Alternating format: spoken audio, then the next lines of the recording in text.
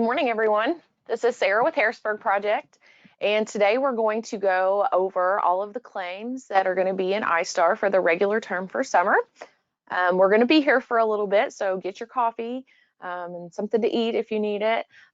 Usually this lasts an hour and a half, maybe more, depending on questions. So I just want to prepare everybody for the long haul. I do want to make sure that you guys can hear me. Nobody said you can't, so hopefully I'm okay. It's been over a month since I've done a group webinar, so I might be a little bit rusty today, and my equipment might be as well. So, but we're going to do the best that we can. I am kind of stalling a little bit here before I get started because we have a lot of people registered today and everybody's still starting to log in. So I don't want to take off with too much before I let everybody get in. So just a couple housekeeping items. First of all, if you've never attended a training with us before like this, you can use your GoToWebinar menu to ask questions during the session. Most people do not want to speak, so typically you just type your question in the questions pod and I will answer them as we're going throughout the session. If you type something in and I don't get to it immediately, it may just mean we're going to get to it in a few slides, so I'm not ignoring you. Also, remember, if it's something really specific, it's probably not going to be beneficial or worth our time here as a group, so sometimes I will say, we probably better talk about that situation, you know, privately. So send us an email, give us a call, something like that after the session. So sometimes I will do that. It just depends on, you know, whether or not it's going to be beneficial to the group as a whole. And we, of course, don't want to waste anybody's time. So we want to be as efficient as possible because we do have a lot to fit in. Also, I uploaded your handout for today. So it should be the full packet. It will have everything we're going to go over today. Even though I may jump around a little bit, the packet should be intact. So you should have all of that. If you aren't going to be able to stay the whole session, you don't have the full time, I am recording this morning and we will have that published on our website probably within 2 to 3 days. Since it is a long session, it does take a while to get it, get the closed captioning finished and get it converted and ready for the website. So it might be 2 or 3 days before you see it. And then of course we do have multiple trainings coming up all throughout the summer. I even think I have some I'm going to add in August. So even what you see under our events, that's not all there is going to be. I'm again thinking of adding some more things. So if there's anything that you guys can think of that you would like to see as a group in a group setting, a group training, please let us know. We are happy to take suggestions. So again, I'm kind of getting closer to everybody being logged in, so I won't give it too much longer. But again, if you do have those questions, please just ask them in that questions pod. If you can't find the pod that I'm talking about, look on your screen for a little orange arrow. That will open up your GoToWebinar menu and it will give you the options that I'm talking about. So that's where you'll find the questions pod and the PDF handout for this morning. So okay, we're probably at 75% and sometimes that's all we get. So we're going to go ahead and get started. Remember, ask me those questions. Always makes a better session. So what are we going to talk about this morning? Well, we're going to talk about our due dates for this year. So you can call them a pickup date, a snapshot date. Regardless, we're going to take a picture on that date. That's when your data for that particular data element is going to be due. We're also going to talk about how do you identify students that are youth in care. So that will be part of the orphanage claim.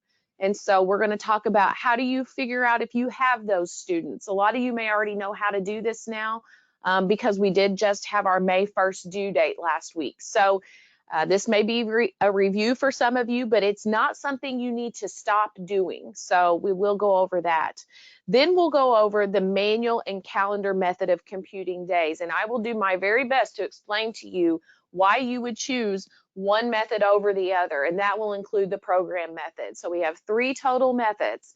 And so I want you to be able to understand why we have these 3 methods and when should, you know, how do you choose which one you're going to use. Next, we'll go over the key components of the claims. So Each area is going to have really important pieces that tie it together, especially when we're talking about an orphanage, excess cost, or a billing. So we're going to talk about those key components that you need for that. Then we'll go over the program method of computing days. Although all these methods and all of these claims are extremely important, the bulk of our time will be spent on the program method if you are going to have orphans that you need to cost out, if you create bills in iStar to send out, or if you will be deciding to do the excess cost claim. Next, we're going to have reimbursement reports that you will be able to come back to in the future. All of those reports are archived, so you simply change your school year and you're able to look back into previous years to see what you had claimed previously. And then, of course, how you can get support and help from us throughout this process. So, our snapshot dates this year. The first one that is upcoming is going to be June 14th. This is our next deadline in iStar. What you need to make sure is that you have your Fund Code D, E, and F students for regular term entered into iStar on June 14th. I know that we say that's the claims due date, and it is. You do have to have those claims entered into iStar on that day. The records have to exist. So in other words, you're not going to be able to add a regular term Fund D, E, or F record after this date, okay? Now, we do give correction periods because sometimes it's difficult to get all these claims done this early in the summer. So you will have time to actually work on that calculation and work on that claim through July 31st this year. This is nothing new. This is how it has been the past several years. But typically our due date is June 15th. This year that falls on a Saturday. So it's going to be due on Friday the 14th this year. So make sure that you have all of your Fund Code D, E, and F regular term records added on that due date. If you have your claims done on that date, that is great. That is really what we would want to see.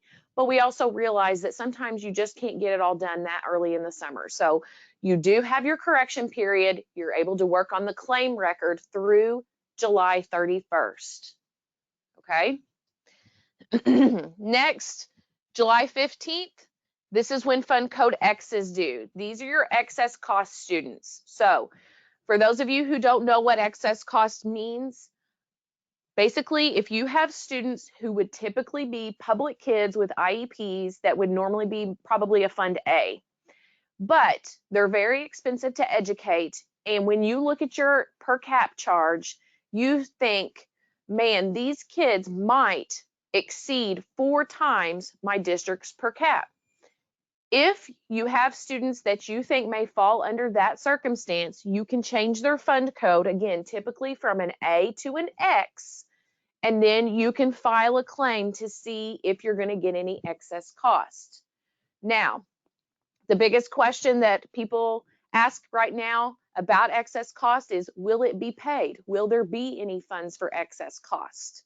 And I doubt it. So many of you who have been with us know that I believe it's been the past 3 summers. I know 2 for sure. We have not had excess cost monies to pay out. So in other words, there were not leftover funds from other areas once ISB paid all of their expenditures, and there was nothing left to pay the excess cost claim. So you have to decide within your district, are you going to continue to even create Fund Code X students? And if you do, and there's really no point in doing that unless you're going to file the claim. So we still have the claim, it still exists. If you enter data for the claim, we will pick it up. However, it's very doubtful at this point that there will be any excess cost monies to be paid out. So, all right, so a question. If I have errors on claims for funds D, E, and F, I have to have those fixed by July 31st, correct? That is correct.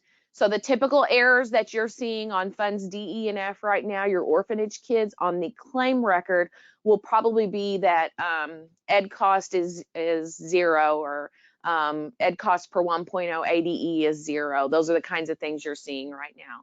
You have to have those filled in for claims by July 31st.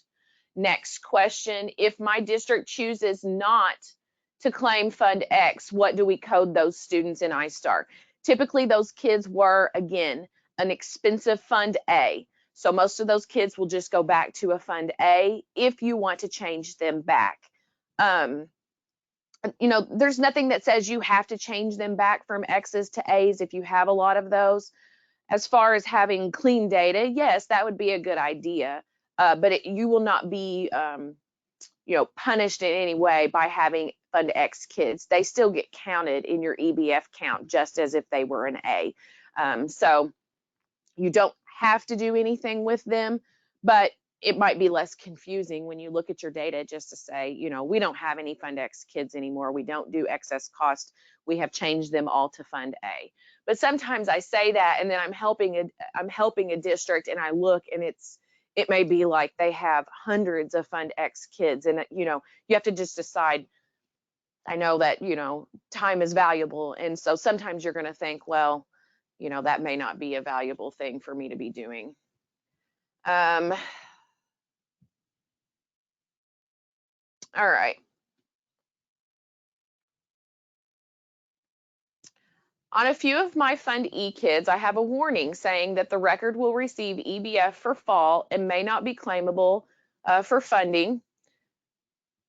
Hold on, I lost my spot here. All right, if you do have warnings still about EBF on your approval record, the first thing you need to do is check the claim record for those students and make sure that you do not have any errors. If you did not meet the May 1st deadline, there's a possibility that you do. So that's the first thing you want to check. After that, we have already reported to ISBIT and they are working on it. If a student was in multiple districts throughout the year, you may still be seeing that warning, even though they're going to be able to be claimed. So the first thing is check the claim record for those students and see if there are errors. If there are, then the warning is valid. If there are not errors, the warning is not valid and IT is working on it. Now, every child is not going to have this warning still. So if you saw it previous to May 1st and you don't now, that is what we expected. But there are a few kids, again, if they've been at multiple districts throughout the year, the system wasn't prepared to accept that. And so you may still be seeing the warnings. So the warnings right now are not as important as looking to see is there a claim error because you did not meet the May 1 deadline. So the claim errors are what we're really wanting to look at. And we did an article in our news briefing on that claim error yesterday that you might be seeing, which is error 41.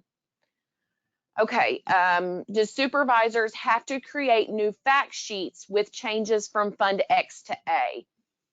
I do not think so. It has nothing to do with their IEP. It's really not an IEP change. It all relates to just the funding that they would be in. So really an X is just still a very expensive A. It has nothing to do with their placement, none of their disabilities, nothing on the approval record as far as the content of the IEP would actually change. It would just be that funding code. So I do not think that you would have to have a new fact sheet for that, but you may want to talk to some of the supervisors first. And again, this would be a district decision that you are going to decide, to transition away from the Fund X altogether. Okay, can the district choose not to do Fund E claim? I would strongly recommend that you do the Fund E claim. There's no reason not to do that. It's 100% reimbursable. It is definitely not something you would want to bow out of. It is not the same as excess cost. Orphanage is guaranteed funding. So you absolutely want to file Fund E claims.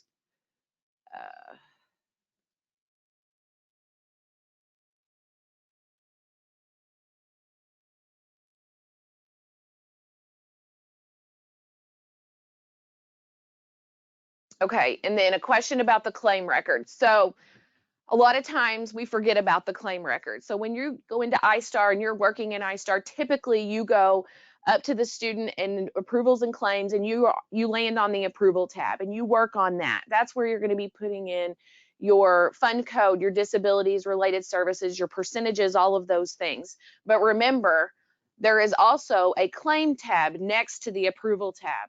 So for records that are claimable and will have a claim in iStar, that is the part that we are talking about today. And we're going to be talking about different methods of filling out that data. So that's where we talk about the manual, the calendar, the program method. So that is how ISB gets the claim data. So not all approvals need a claim, but the ones we're talking about today will. So it's going to be your tab right next to the approvals tab. And we'll see screenshots of this as we go through this session, but that's what I mean when I'm talking about the claim record, looking at the claim record for errors, going in to fill in dollar amounts. That's on the claim side. Okay. All right. So hopefully we're caught up on questions for the moment. All right, next we are gonna talk today about private facility records. So when I say we're doing all claims today, that's because we're gonna do orphanage, we're gonna do private facility, excess cost. You typically would use the program method if you're costing out, if you decide to do that. So they kind of all go hand in hand.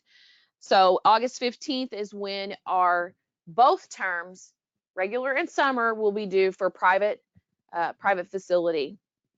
November 1st is going to be the fund code E. So this is going to be basically summer term orphanage. November 1st is also going to be private facility summer term orphanage. So just keep those in mind that when we're looking at private facility public kids, we're going to be both terms due on the 15th, but orphanage isn't going to be due until November 1st for summer. So keep those in mind that they're a little bit separate. Okay, so I mentioned earlier, how do you identify your orphanage students? So why do you want to know who these kids are? Why is it so important? So youth and care students are going to be students that have DCFS involvement. We have staff at ISB that currently check a file to see if that involvement warrants a claim and qualifies for the claim in iStar. They don't always.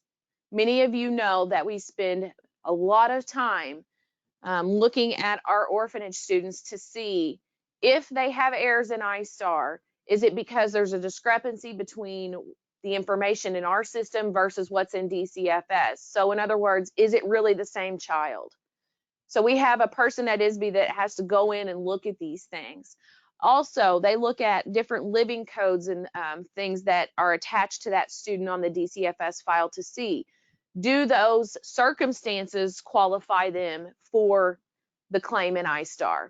So just because they're a foster student, it doesn't always mean they're going to be eligible for this claim. So we spend a lot of time throughout the year looking at these kids, but why do we do that? Why is this so important? Again, you're going to get 100% back for these orphanage students. So these kids should be your primary focus, not only because of the percentage that you get back, but also because it's the first claim to be due. Okay, so what you're looking for is going to be under the possible youth and care tab. So you see we're under approvals and claims, we're under student. Here you can see that approvals tab that you're used to working on. But instead of staying on reported, you click over on possible youth and care. Your entity would be your district, and then the school year, of course, would be this school year, and you hit search. Now, what you're going to look for if you have a list of students is going to be in the very last column under the iStar Fund Code column. Look at that column and see, does the student listed have a fund code? If they do, what is the fund code? So my example is I have a bunch of students here who are in iStar already, and they have a fund code of A. So what do you do with that? You go look up those students and you change those fund codes to E. Okay? So then you're going to do a recheck edit or look at those kids as you're making those changes. If you then get eligibility errors, don't immediately change it back to Fund A. At that point, make a list of the SysIDs that still have eligibility errors once changed to Fund E, and send the list to us at support and ask us for a youth and care eligibility check on those kids. Just because it triggers the errors in iStar automatically doesn't mean that we don't have a discrepancy still between what's in iStar as far as basically their SIS information. So a lot of times it's the demographic information. So maybe they have spelled the first name differently in SIS than is in DCFS. So what we would do is then the human eye will then evaluate, is this the same child? And then would it warrant an override on the record in iStar so you can still make the claim? Okay, so if you change them to E and get eligibility errors, don't change them back to A and forget about it. Next, you could also see B as in boy here. That means the child is attending a private facility but may still be an orphan. So same process from A to E, except this is going to be from B to F as in Frank. Again, if you get the eligibility errors, let us know. Don't change it back immediately. So what would happen at that point is we would, again, check further, and we're going to reply back to you and say, an override was completed, or this child is not eligible. Okay, so can I give an example of a foster child who would not be eligible for an orphanage claim? Well, there are a slew of living codes that are attached to these students that would prevent them from being eligible for the claim. And I can't tell you all of them, but I can tell you that, first of all, as a blanket requirement, the parents cannot reside in the same district. Their rights have to be terminated. And then again, many living codes that would allow them, but many that would not. And so we have a really big list of all of those, arrangements that allow or disallow. And typically we will tell you what that code is and say, this is why.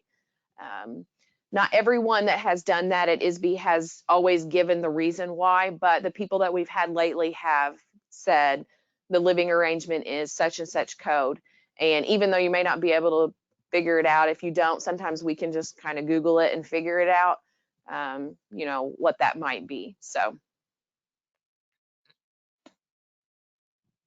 all right. The other group of students that you might see on this list would be students that have no fund code. So what do you do with those? You decide, are those regular ed students that you will ignore on the list, or are those special ed students that I've missed and I don't have in iStar at all? Okay, so that is how you will evaluate this listing for youth and care. If you open this up and you have no records there, that means that you have already made the changes, or if you don't have any D, E, or F students in iStar and the list is blank, that means that you may not have any orphans in the whole district. All right, something definitely worth evaluating. At this point, this list is updated nightly, so I would be checking this probably every couple of weeks just to make sure that no one moves in. Throughout a typical school year, starting in August, it might be something you want to look at starting in September or October about once a month. So make sure you're watching it. And of course, as we get closer to June 14th, those increments of checking are going to get a little bit closer together. Okay, so I had someone join late asking, will there be excess cost monies? I highly doubt it. The proration that they're using to pay out room and board this year is the smallest amount it's ever been. Typically, there has to be money left over in that fund to pay out excess cost. It's not looking likely. So afraid it's going to be another summer without that claim. Okay, our three methods of computing days are essentially the three options that you have on the claim record to send in claim data. So you have to fill out that claim record. You have to know what to put into it.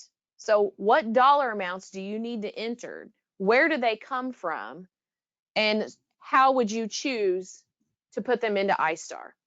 That's what we're going to try to get through this morning. So different funds will definitely use different methods. Some funds can use any of them.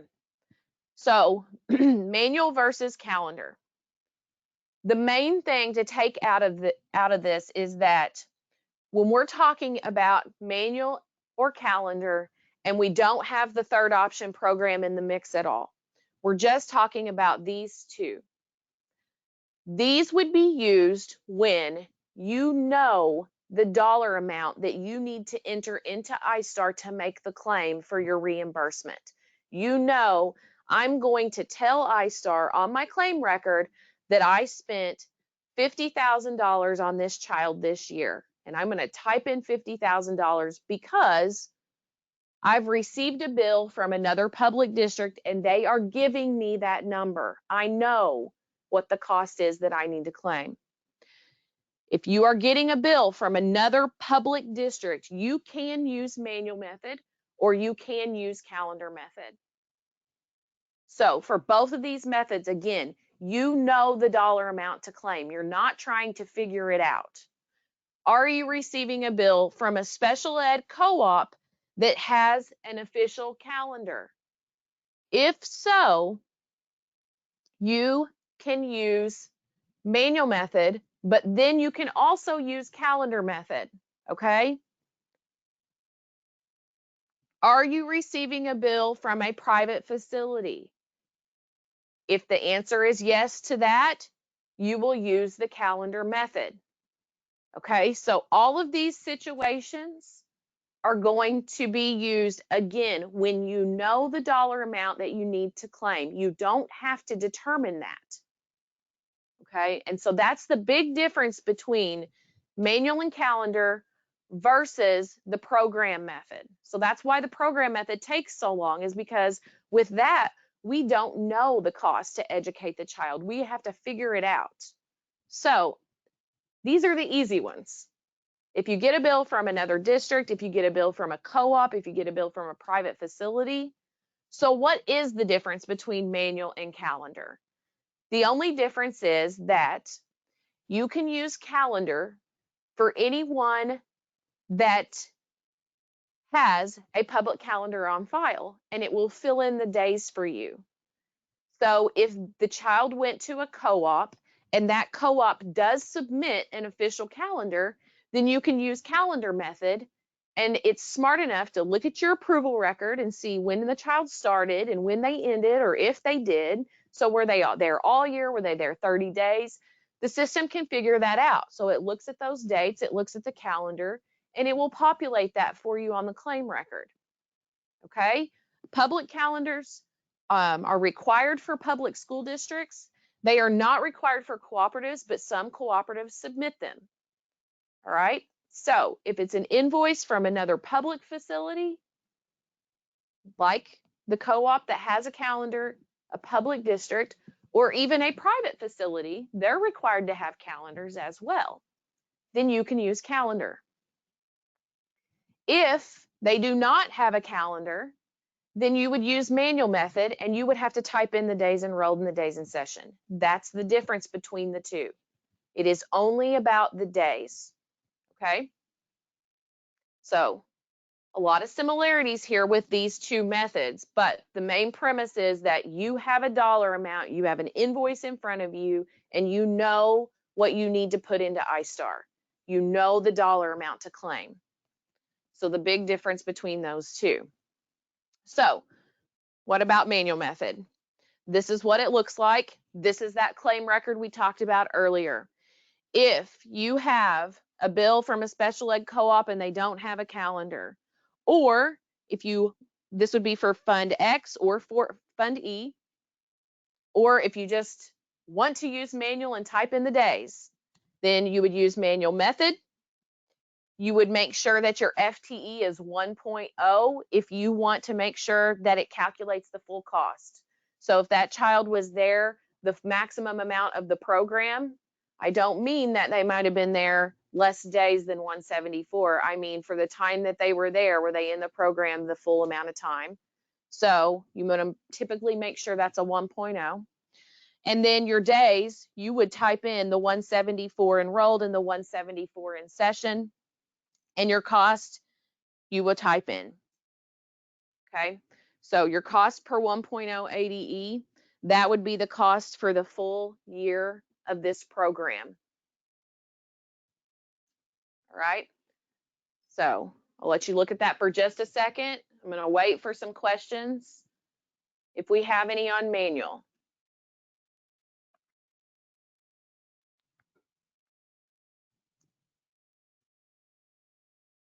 So when you're looking at manual, you want to see your bill amount equal the cost per pupil.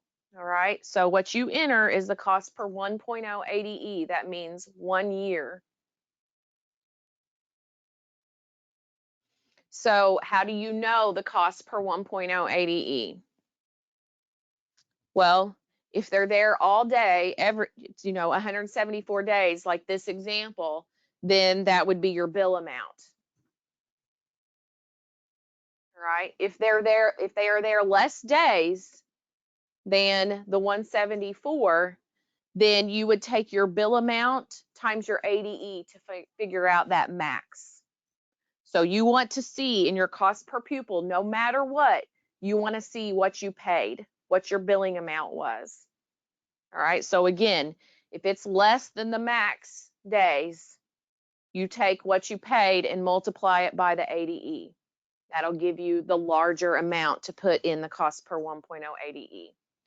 If you're getting a cost sheet from a co-op or another district, it will be on the cost sheet, and you should be getting that. But I know that in reality, that is not always how that's done. But if an auditor wanted to see your billings from a co-op, that's what they're going to want to see, is a cost sheet. It's a 5066C. We are a little bit we're away from that, but we're going to talk about it in a little bit. Okay, and that number will be there too.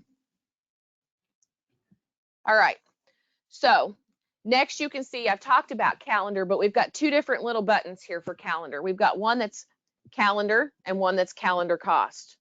So right now, I just want you to know that you can use calendar for Fund B, private facility. So this traditional calendar method you will use for private facility.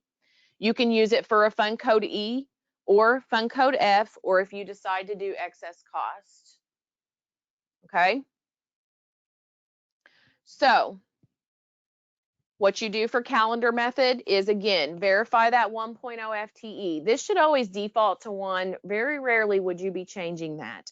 If you think you need to change FTE, send an email or call here before you do that, because what we really want to watch is that we don't deflate our claim by any dollar amount whenever you change that, and it will. Okay, so it goes into the math, and we don't want to see any claims go down because of a misunderstanding about FTE. So again, for calendar method, you're entering in the same data, except you didn't have to enter in the days. So see, they're grayed out. The calendar did that for you. So you're going to have to select the method and select the calendar from the drop down that you want to use. All right, so that's the big difference between manual and calendar, just that section.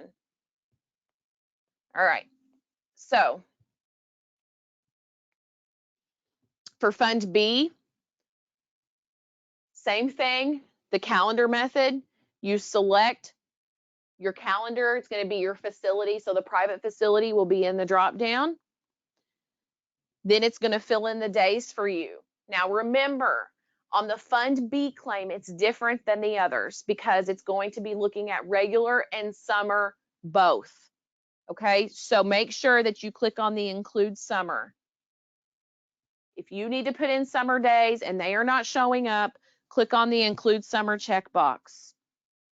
For this, your cost per pupil is going to be for the entire school year. It's going to be your days enrolled times the per diem rate, so the approved rate. And once you get that total amount for the whole school year, do not round. If you think you need to round, do not. You just truncate that number. Okay? I know that's weird. And it's really the only place in my whole life that I think I've truncated anything, but that's what they require in the code. All right.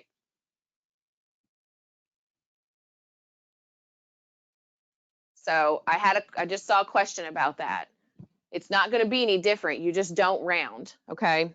You enter these in manually and you don't round. So it's only on Fund B where you run into that. So you have to make sure that when you get these costs, when you calculate them, you're going to take your number of days. So it'd be 176 times the per diem rate for this Connect Academy East.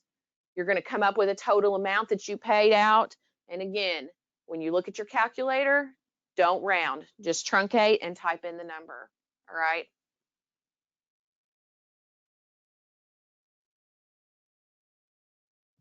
Okay. So any more questions on B? I bet we had over 100 logs on the truncating last year. So that's why I'm trying to really point that out. And I think it's something that had kind of been overlooked for a long time, and it was taken care of after the fact before the file went in. And it should have been that way all along in iStar. So.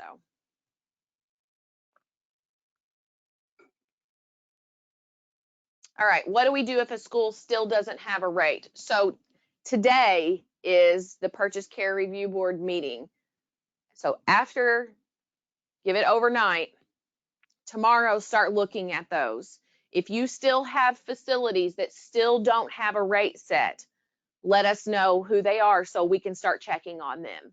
I'm not saying we're going to have a magic answer tomorrow, but we're to the point now we need to start kind of figuring out, is there a problem here? Is there something that we don't know about that we can't relay to you? Those kinds of things. So we have a really, really good relationship with the person at ISB that is working on this right now. It's awesome. And she's able to get us information. And so that is so valuable to us right now. So again, wait till tomorrow because we know it's going to take overnight, and then let us know if you still have any outstanding schools that do not have a rate or have that $1 sitting there still.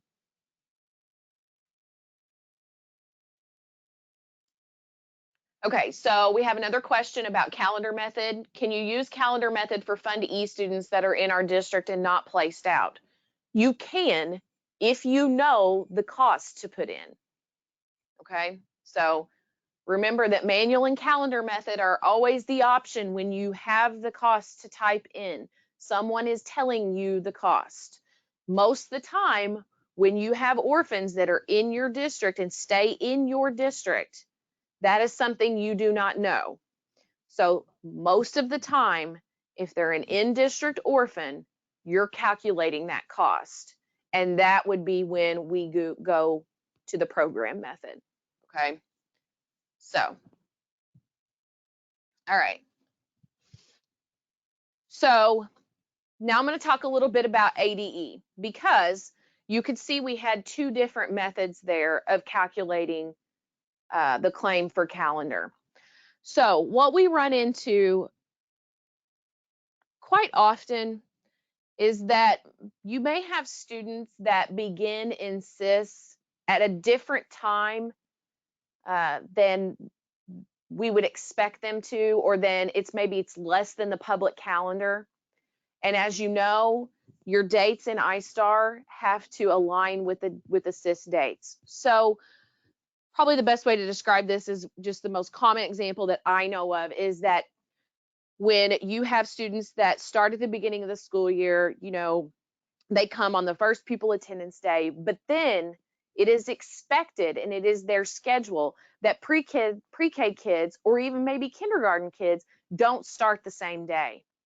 And so the definition of the start date in SIS is when is the student expected to attend, not not what is the begin date on the public calendar. So this can pose a problem in iStar if you are forced to use a begin date that is later than the rest of the students, and it makes our average daily enrollment in iStar less than 1.0, even though the child was there all year. Okay, so let's just think about a pre-K program. They start later, maybe they end earlier. So their days in SIS are less than the days that we would expect because of the public calendar. Okay, so when this happens, sometimes we see things happen to our claim records, and we want to make sure that you're watching that and you realize that might be happening. All right, so that's how you decide, or you can decide, whether or not you want to use the traditional calendar method or the calendar cost method. So let's look at this first student. Let's pretend that this is a pre-K student and that they basically had 5 less days to be there this year than the other kids in the district, but they were there all year. They were there for the full program that was offered for pre-K. Okay, so what we would typically see happen is, let's say that you know that that program for the 169 days should be $25,000. So you say, okay, I've got my 25,000. I know what the cost is going to be. I'm going to come over here. I'm going to do calendar method. It's going to put my days in. And yes, they're 5 less, so my ADE went down. Okay, this is ADE is days enrolled divided by days in session times FTE. We can see that's less than 1. This is why 169 divided by 174 times 1 gives us our 0.971. Okay, so we say, all right, here's my $25,000. I put it in my field. Look what happened. Your cost per pupil is your claim for this child. You want to claim 25,000, but it deflated that. We don't want that to happen. So if this was a 174 out of a 174 and you typed in 25,000, everything would be fine. But because that ADE is less than 1.0, it's going to deflate your claim. So watch these numbers as you're putting them in. Your cost per pupil is for this child. The cost per 1.0 ADE is for the full time in the program. So what you can do instead, I told you you can do that math earlier. You can, increase that number, or you can say, I'm just going to do the calendar cost method.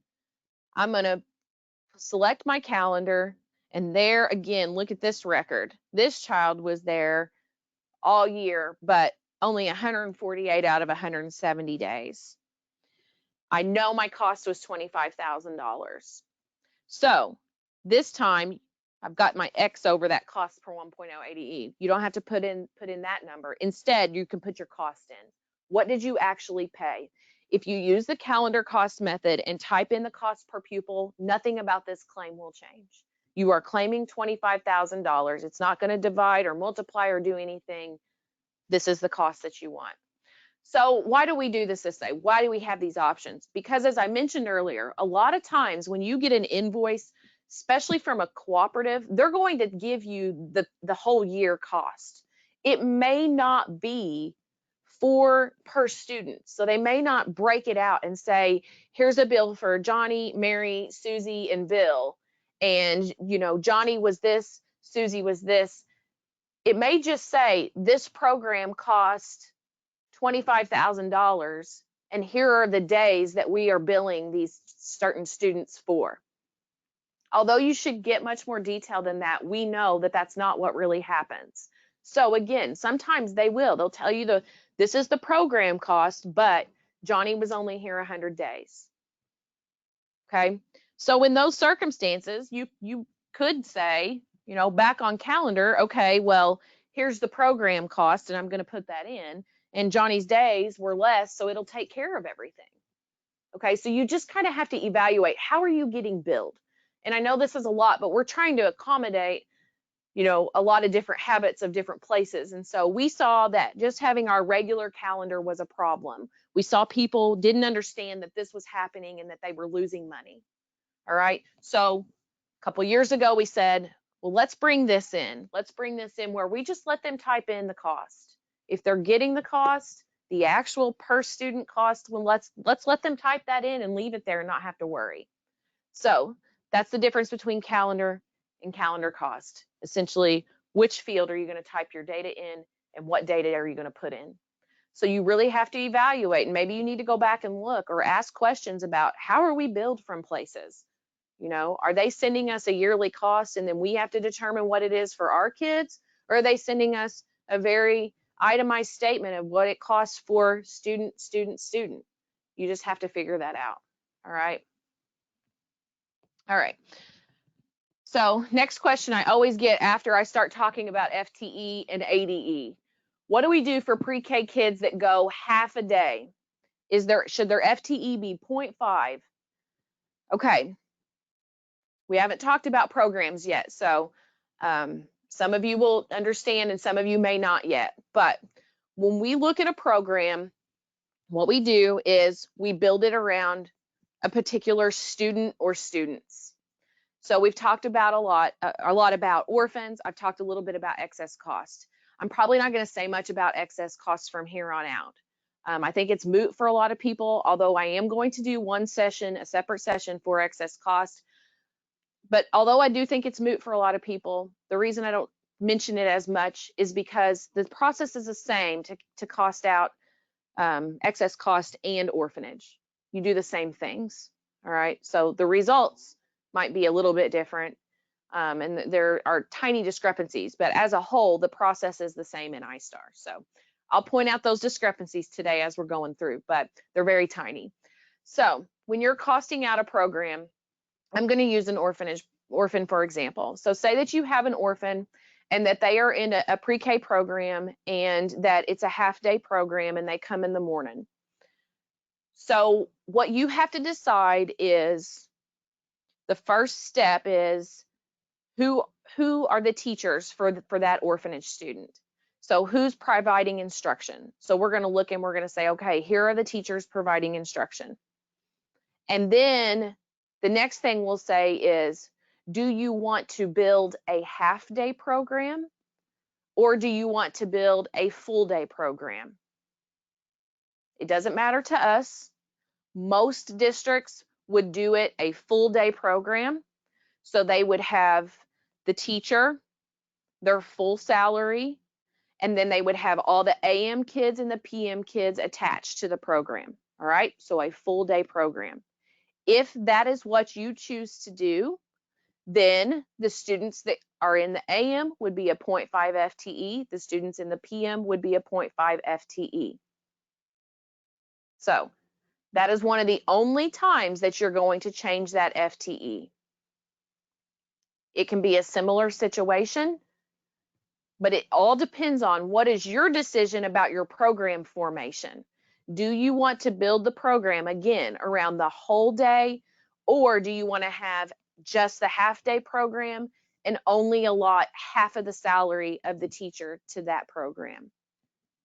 All right, so if you did a half, just if your program was an AM program, then you would not change the student FTEs. Okay, so you have to look at how you're building your program and whether or not you want that child to be a part of that program for the full time. Because even though you're thinking in your mind, well, it's an AM program, that's 0.5. We look at the structure of the program at that point, not of the school day. So I know in a school day terms, you would think, no, they're still 0.5. We are looking at this point at costs and how we're going to cost out a program. So you have to think of it like that. All right.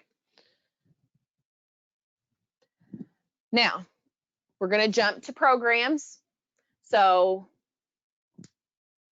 all right, well, I have a good question, but I'm going to get to it in just a little bit. So I've got several questions here, and I'm not ignoring you. We're just not there yet. So we're going to get to them. All right. So now We know what to do for manual and calendar. You know that this is when you have the data you need. You know what you need to tell ISB. I spent X amount of dollars and I want my reimbursement, right? Okay. But there are going to be a lot of times where you don't know the dollar amount. You're not getting a bill. They're not in another facility. You may have a slew of orphans right in your district receiving public services from your district. They're in your grade school, your high schools, your middle schools. They are your students. They stay within. Okay. So you really don't know what their cost is. No one is telling you. All right. So that's when program method comes into play. The first thing I'll say about program method is it is just a tool. So someone somewhere will go through this process. If they choose to do it in iStar, then it helps you out a lot. If they choose to do it in Excel by hand, pencil and paper, it's the same process. It can be done in other places. So if somebody in your business office says, we did this, I used Excel spreadsheets and here's your data you need, great. Then you don't have to use program method. You can go back and say, okay, my business manager gave me my numbers and I'm going to go plug them in manual or calendar method. All right. So we're doing this when you're responsible for figuring out the cost. There's not another person or mechanism used in your district to do so. And you do not know what to type in for that pupil cost. That is when you would decide, okay, I'm going to use program method. You can use this for excess cost. You can use this for orphanage. And we also have districts and co-ops that use this to create tuition bills. All right. So these are the key ISB components of the claim. You have to have these first four. Even if you think you don't have one, you've probably gone through the process to create them. So the first is the 5066A. This is the cost sheet that we fill out. The 5066B for the student is where we gather all the students in the program and figure out what is the total ADE for the program. Most important number of the entire cost sheet comes from that. The P5066B is for personnel documentation. This is where we're going to see our instructors with their salaries, so people providing instruction only, so your teachers. And we're also going to see your paras. If we have anybody else on that list, we usually kind of work on those together to see, is it warranted? If you put a related service provider on there, I'm probably going to ask you about it, okay? And we're going to have to make sure that they only spend all their time here, etc. And then you're going to have your claims computation and tuition costs, which is your 5066C. That's your receipt. That's your statement of all the work that you're going to do. I referred to that earlier in the session and said, really, this is what co-ops should be sending you as an invoice because it shows you where the cost came from. The 5066D, I've never had anybody use. I've never helped anybody use this, but it is if you buy equipment, particularly for this program, that was over $5,000. So you have to depreciate it with the 5066D. And again, I've never had anybody use it and I've never helped anybody use it. So not necessarily a requirement. So if I have not driven this home enough, I'm going to talk again about why you would choose to do this. So first of all, do you have any Fund E student approvals? If so, you can use the program method. So if you look at your approval records and you've got E's and you say, I don't know how I'm going to do a claim on these. Nobody sent me a bill. I don't know what to put in. You can use program method. Same thing for Fund X students. Again, if you want to try to cost them out and see if their costs were over the 4 times the per cap, then you can use program method. Also, you can use this to create tuition bills. So sometimes we do have co-ops that strictly use this to make bills. They don't even send the data for those kids, but they're making invoices and they're sending them to you. Okay, so you might see, again, something that looks very similar to our 5066C that we're going to see at the end of the session. All right, so what does the program method do?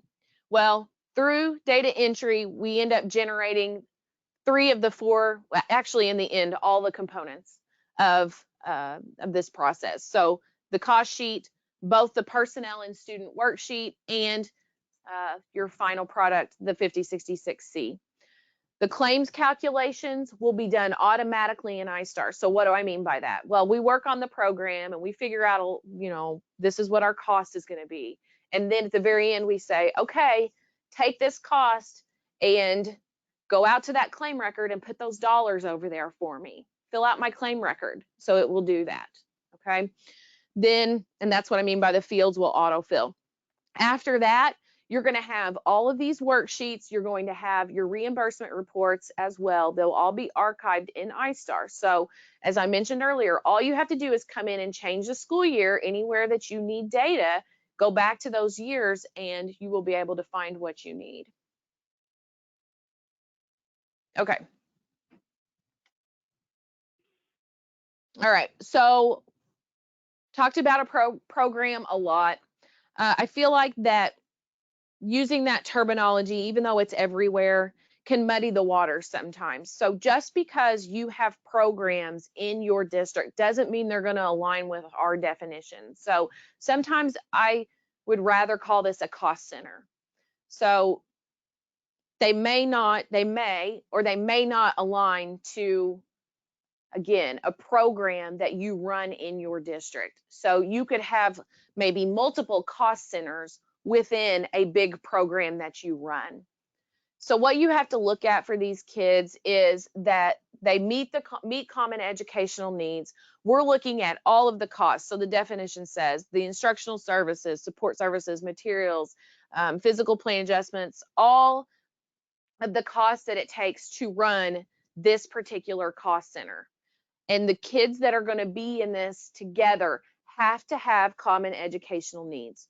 So I talk about how to form these programs, and I'll go over it a little bit more, but just remember that sometimes you kind of have to get out of that mindset that, oh, well, I already have programs. I have this program and I have this program and I have this program. You may not need to define your programs in iStar as these larger programs that you're running. So think about it as we just want to do a cost center. We don't want to add unnecessary people. We don't want to make it larger than it should be. And again, always remembering the kids in these cost centers have to have common educational needs. So what is the purpose of this? And again, I'm going to say it one more time. We are doing this because we don't know what dollar amount to claim in iStar.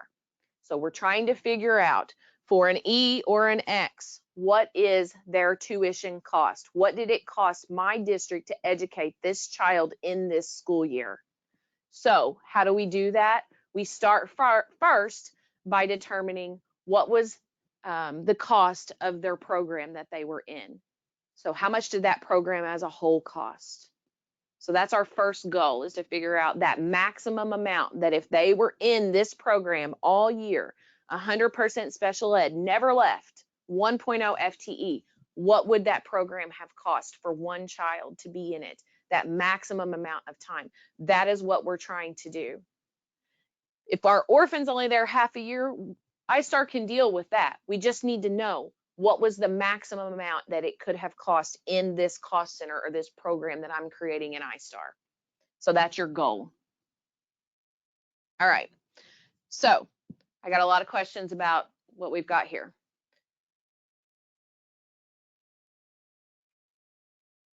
Okay, so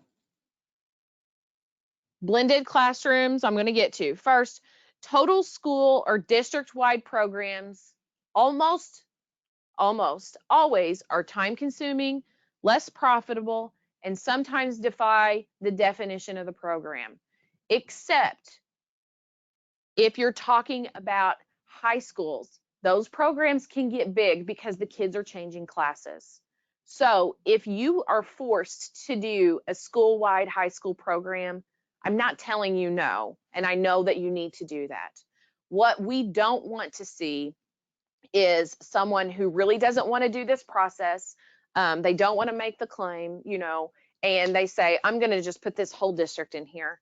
We've got 200 kids in our whole district, and I'm just putting them all in here, and I'm going to put all my teachers in here and all my paras, and I'm just going to cost this out.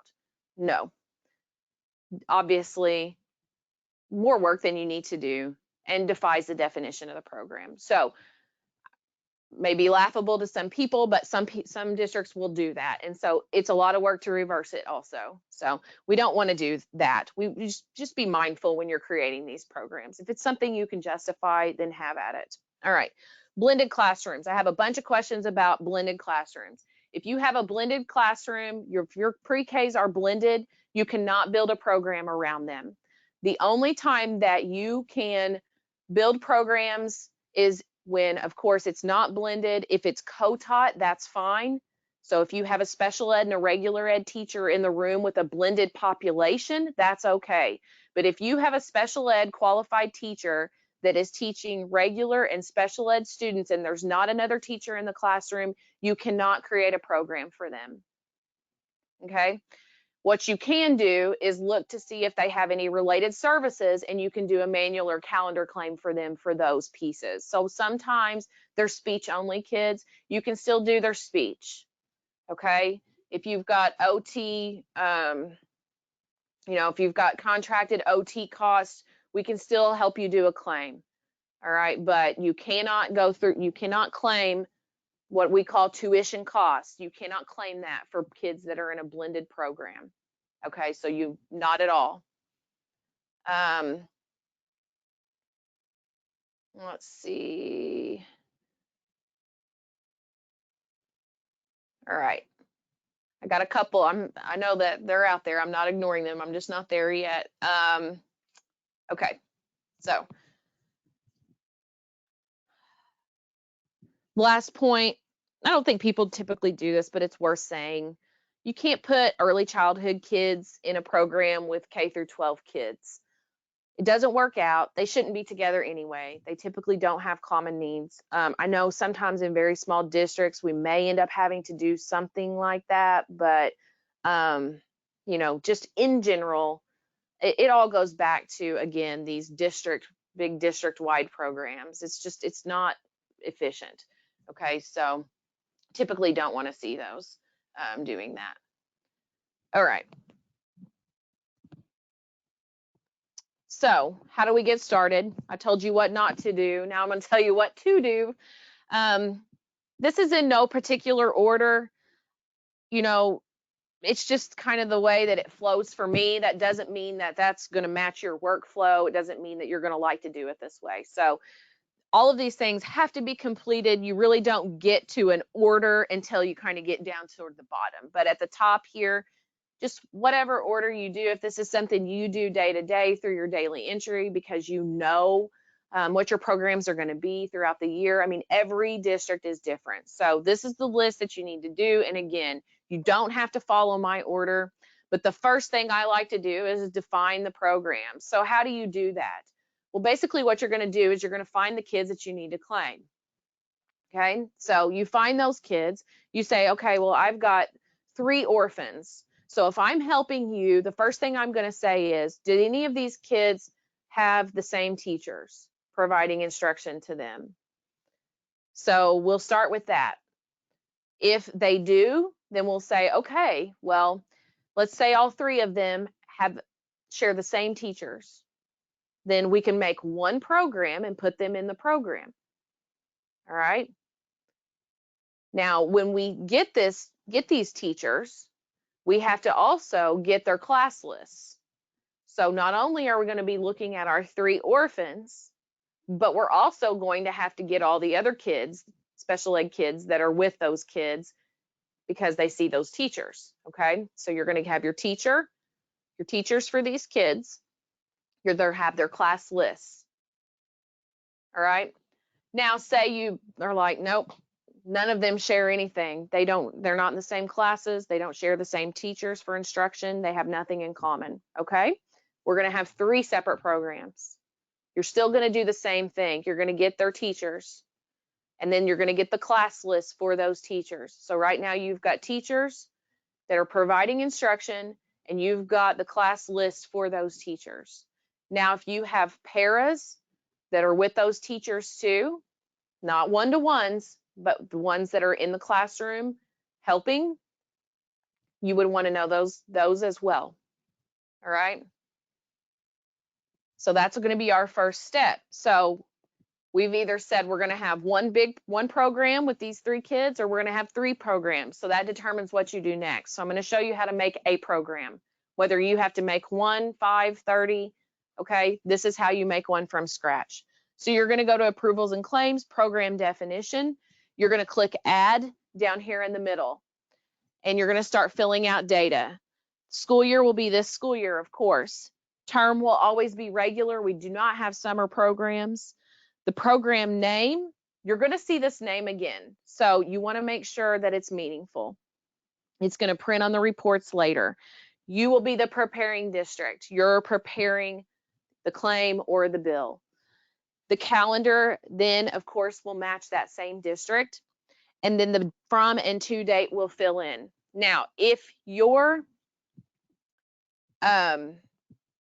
calendar is not final or it hasn't been amended yet, you may have to come back later and look at this, okay? So you may look down the road and say, these days don't look right for these kids. We may need to come back and do a reload. And that's really common because a lot of districts use emergency days. And so you may not have your calendar updated yet. Next, you're going to say, what per cap do I want to use to calculate this claim? So your per cap is determined by ISBE each year. We're supposed to get those in about a week and a half, by the way. So we're patiently waiting. Your per cap is how much ISBE has determined it costs to educate a student in your district. Not special ed, not, just a student costs X amount of dollars. And they determine that and release it every spring to you. So 99% of the time, you are going to be sending this into ISBE because you're making a claim on an orphanage student or maybe excess cost, okay? So you're going to use resident district almost always. So why do we have the other 2? We would have preparing district if you are a district that is making an invoice. You're not sending these kids in, you're not claiming these kids, you're going to send invoices on. Well, you want to calculate the claim based on your per cap, not someone else's. The other could be used like right now. Maybe you have all this completed already and you want to run a projection. So you can put in a dollar amount in other, but that will never stay there. It should not be permanent. Your claim should never come in under other. So you always want to make sure that when you're ready to claim, it's on resident district. So you're almost always going to use resident district. All right. I have a question. Is this mandatory to do? If you have orphanage students, you need to file them. All right. So if you don't know the cost, then this is the process that you're going to go through. All right. Another question about programs. Do you have to do this every year? You can reuse programs, or you can create new ones, or you can do a mix. If there are some that you're able to reuse, that's great. We roll them all over from year to year. So the only way they disappear is if you delete them. Okay. So if you see programs in there and your kids you have can fall into that this year, you just edit the existing. All right. So it's up to you. All right. The next piece of this is going to be your contact information.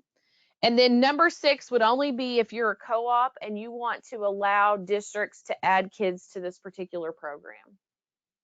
All right. All right. All right, I got some questions I need to catch up on here. All right, do you do a program if you only have one fund code X and no orphans? So first of all, you have to decide if you're going to cost out your X this year. Does your district want you to file the claim?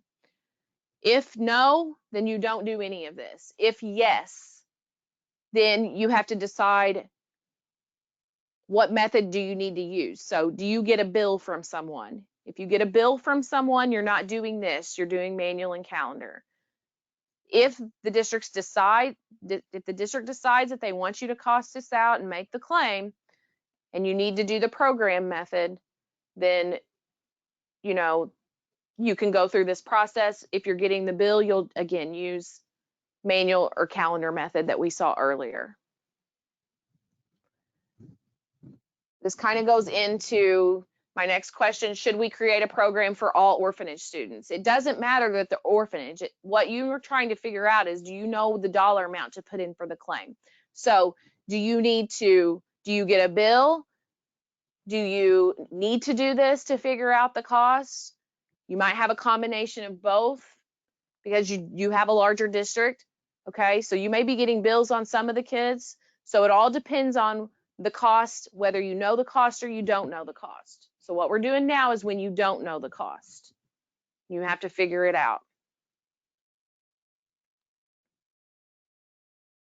Okay, if you do know the cost, then we're going to look at manual or calendar.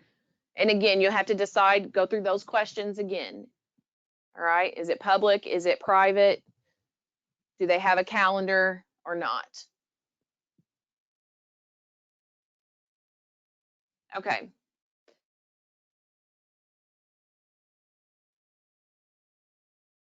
All right. If they're private kids with a calendar, then they're Fund F, but I would say you still have Fund E. Okay, so you need to watch those also. All right. So next, again, in no particular order, we have created our program. Now, we're going to work on our P5066B. So remember, on our key components, we're going to go back to the personnel. All right. So we're going to go this time to approvals and claims, personnel, and approvals. So we're going to think about our list. So we had our orphans and we had our teachers that were providing instruction and maybe our program paras, right? So now we need to find those staff members under our personnel database and see if they are there. If they are not there, the person that does personnel in your district needs to get them there, okay? Then you're going to open up their record, click on their name. Down toward the bottom, there's going to be a button that says show salary info. You want to click on that. Why do we hide this? We hide this because this data is only required in iStar for personnel that we are attaching to a student program. If they are not going to be on a program, then they do not have to have this data entered. This has nothing to do with the personnel approval file. Okay, there is no personnel claim, so we don't have a claim. All right, so we only need this data for the teachers and paras that we are attaching directly to our programs for our orphanage or excess cost claims. Not everyone.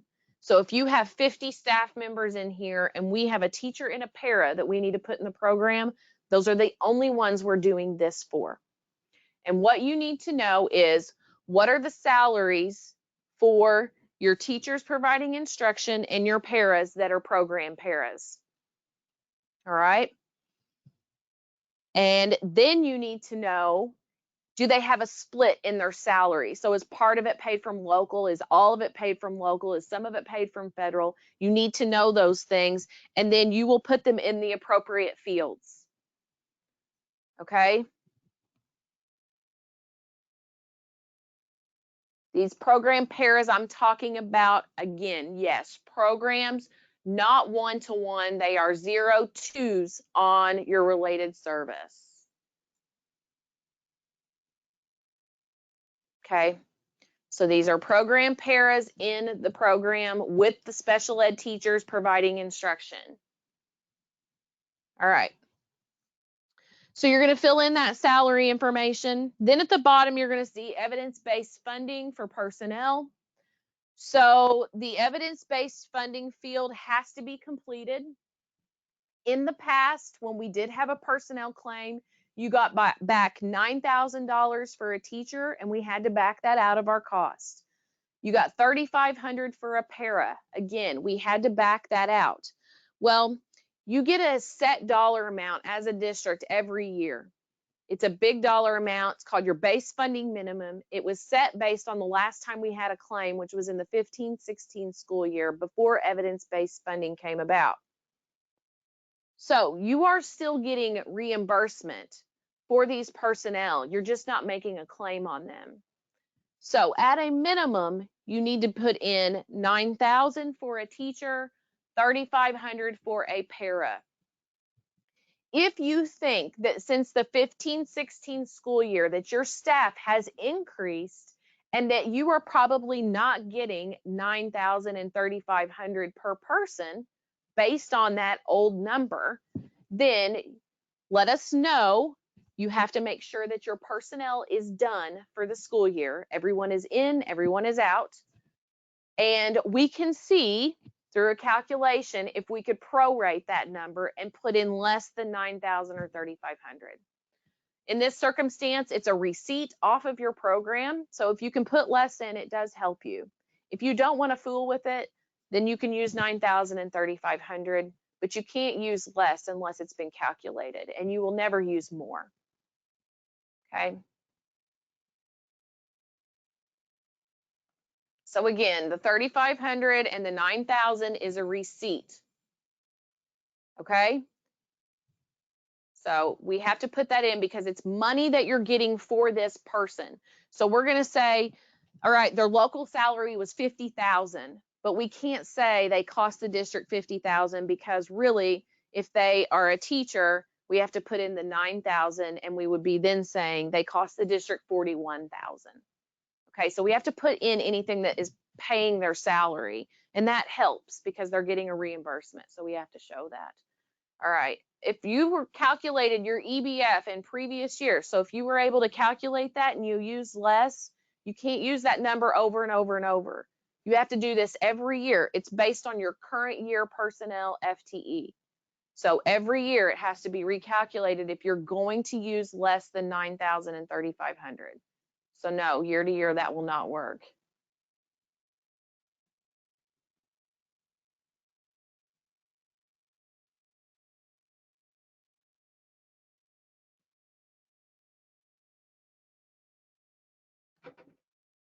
All right, so the only staff that I need listed in the personnel approval and need their salaries are the staff members, teachers, and aides that work with Fund E, not other students such as Fund A, correct?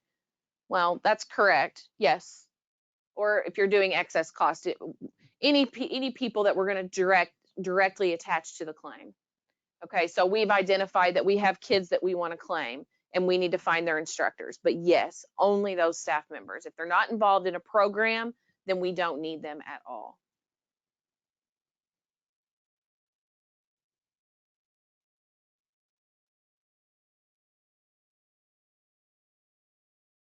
Okay. All right, so that's how we're going to get our staff members attached to the program and start filling out our P5066B. Next, we're going to add these folks to the program. All right, so we've put in the data we need for them. And again, there's no particular order for this. So if you put them in the program and then you need to go put the data in for them, that's fine, okay? Again, there's no right or wrong at this point. So we know that we have teachers that we need to add. So we're going to go back to the program definition. So we're under student approvals, student approvals and program definition. And we're going to click right in the middle of the screen of the program we created and hit add multiples. And then we're going to search for the teachers or program paras that we need to put in this program. So we've defined our program. We've said, okay, we've got little Johnny, our orphan. This is his teacher. This is his para. We need to find them when we need to pull them into the program to show that those are the instructors and that they should be on the P5066B. So we're going to search for them. You can use the check mark to select a person at a time, or you can put a check mark in the box for who you want to add and hit use selected. Either way is okay. All right. The only time that once you get these staff members on the program, the only time, unless we talk about it and make a different decision, the only time you're going to decrease their salary here and use allocation ratio is, again, if you're going to do an AM program instead of a full day program and you need to cut their salary in half on this particular program. So here you could say, okay, I've got Paloma and I only need to put 0.5 of her salary here because we're just doing her morning time. All right, anything else you need to call us and ask us before you adjust that. All right. So now that we've added our personnel, we've made our first component of the claim. That's our P5066B, and our cost sheet will pull 4 numbers from this report to use as we calculate the 5066A. All right, so we've got 4 numbers coming off that. So as you can tell, we did a lot of busy work and compiled it all together. All right, so a lot of data entry. You had to go gather some things. You need to know the list. You had to know the teacher at this point. You had to know the salaries, and then you had to go put them in. Now we've pulled them over. We've got everything in one spot on this nice tidy report. And again, the system will automatically pull over these 4 numbers that we need later. And we'll see that on our cost sheet as we start to fill it out. So this is the first report, the P5066B. Again, you can see here, I've got teachers kind of covered up. I've got a couple paras as well. All right. So what do we do next? Now we're going to do the claim data entry. So of course, we've looked at manual and calendar, but for these kids, we're looking at our orphan and we're looking at all of the students that are on the teacher's class list. So this child's teacher, the teacher's class list, all of those kids, whether they're a Fund E or a Fund A, have to have the program selected, and then you're going to put the program name in the drop down. So if you have Mrs. Smith and she has 25 kids and one of them is Johnny our orphan, we're going to do this 25 times for all of those kids. And don't forget your orphan, okay? All right. Next, just watch your FTE. Remember, we don't want it falling below 1 unless it's something we've talked about. Next, when you're on this record, this is where you can put in individual costs. So I'm going to scroll back up. I've had some questions about transportation, so I promised I was not getting away from you. All right. So transportation is only going to appear on this record if the student has a related service of 25 on their IEP, which means they have special transportation and they're utilizing it. For orphanage, you will do 100% of the transportation costs. If you're doing excess cost claims, it's 20%. All right. You can look in our instruction manual. So the claim instruction manual will show you the calculation to cost out transportation if you don't know how to do that. All right, so you're going to have some information, cost of your routes and those kinds of things before you're able to do that. All right. For the salaries for the teachers and the paras, we're talking about their contract salary, so it should be their yearly contract salary. And then as far as one-to-one trainings with me, yes, I still have plenty of availability for those. I expect after this to fill up. So you can go to our website under Hot Topics where it says want customized training. Go there and say that you want a claims training. I will answer you today and we will get a time set up. I will send you a Zoom link.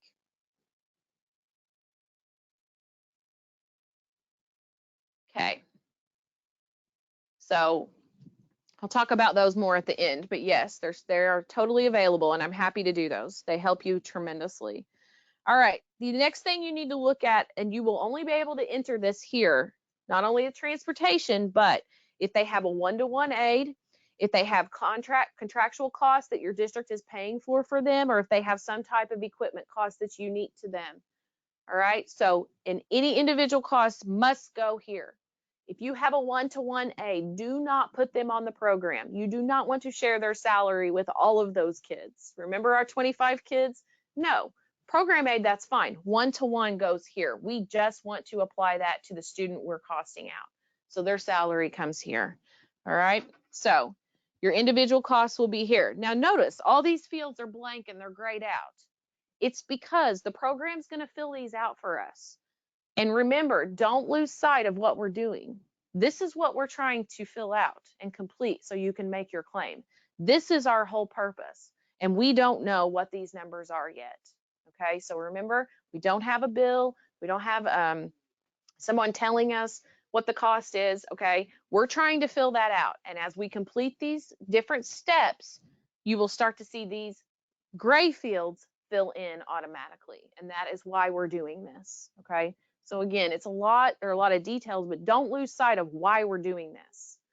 All right, so if you throughout the year add kids into a program automatically, then you really won't have to worry about coming and adding multiples from the program. So what you can do is add them throughout the year, but you have to have them defined, and you have to know the programs and where the kids belong and those things. If you don't know that, don't panic. Not everyone does, but you may not be in the boat to where you need to go to every single record and go through that process. You may say, well, I've got a list of these kids and I know who they are. So you can go back to your program definition that you made, and at the bottom you can click on the student report and hit add multiples here, and you might be able to do this more quickly. Okay, so there are two ways to get those kids into the program. And again, it's going to just depend on how your district is structured. If you know your programs, if you don't know your programs, if you change them every year, a lot of things can factor into that. Okay, so either way, but we want to make sure that in the end we populate our S5066B, and this should have all of the students that are on that class list for the teachers. All right, so every student should be there. And so on mine, you can see I've got 2 E's, I've got an X, and the rest of these kids are A's. But they are all receiving instruction from those teachers and those 2 paras that we put on our program earlier. So our P5066B should represent the kids that are here. Those people are their teachers. All right. So we've got another component of the claim. And the next part is the part that no one likes and everybody's really scared of, and it's really not that bad. So if I lose you here and you're just frustrated and just need help, just go ahead and sign up for the training, sit along in here, but it'll be okay. We will get through it, okay? But I know as soon as I pull this spreadsheet up that a lot of people are just thinking, oh my gosh, I don't think I can do this. You can. It's a scavenger hunt, and it just takes a little bit of time, but it's just a scavenger hunt. So what do you need to get started at this point? So we're going to need our previous year's AFR. Most of the AFRs are done. There are about 20 in the state from the last year that are not done. I know who those districts are. So if I'm helping you, we may run across that, but I'll at least know what the problem is. All right, so we are waiting on things like that. All right, next, you're gonna need the data for use on the tuition cost sheet. So what is that? That's the spreadsheet that comes out from fiscal that has the per caps, the December 1 child count, the fall enrollment, the EBF enrollment, and the number of classrooms that are owned by the district. All right, so we're waiting on that. We're going to see it here in a couple weeks. We can still get started without it.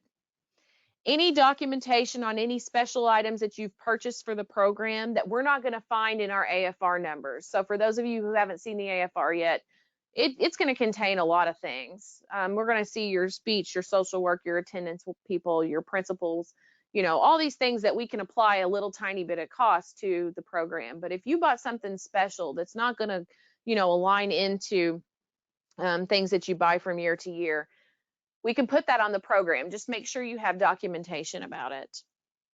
All right, so next we're going to get started on this cost sheet. What I recommend you do is pull out the copy of your cost sheet that I put in there. That might help you. But what I want you to do is watch your slides as we're going through. Okay, so we're going to go down to, we're on our program definition. Again, on our program we created, and down at the bottom, you're going to see your 5066A. If there's not one there, click add. If there's one already there, click the pencil to edit. So we're going to add a new one. The first thing you're going to see is that a lot of this data will autofill for you. And as that per cap data comes in, more of it will. So right now you're going to see your school year, your program name, and your term. You already filled all that in. It will default in for you. So you filled out your S5066B. So our student report that we made, hit reload. It's going to put the number in that you need for line 1. Days in session, this program, at this point in the year, it's going to be every day. The reason we leave that open is if districts are doing billings and they want to do partial year billings. So right now, this should be your max days. It's going to match your calendar days down here on line 5. So line 3, once we have that per cap worksheet, you're going to be able to hit reload. It was going to put in your December 1 child count from iStar. Number 4 is going to put in your EBF enrollment from this year. 5, of course, your days on your district calendar. And 6, again, reload, and it will put in your per cap. All right, I have a good question before I open up the AFR. It says, I think we have always used information from the current school year. Is that okay to do? Yes. There's probably a reason for that. So the reason we always say previous year AFR is because it's been through the complete audit. It's basically closed. It's not going to change. Sometimes current year can still be changing. All right. So we always say previous year, but sometimes we have districts that maybe they weren't out on their own for several years and they don't have a lot of those costs. So if maybe you were a part of a co-op and you didn't have any speech or social work or psych or any of that, you didn't have any expenditures to use. So sometimes you would use your current year because the year you were not with the co-op anymore, you would actually have data. What we ask that you do is be consistent. So if you use current school year, yes, that is okay, and do not change back.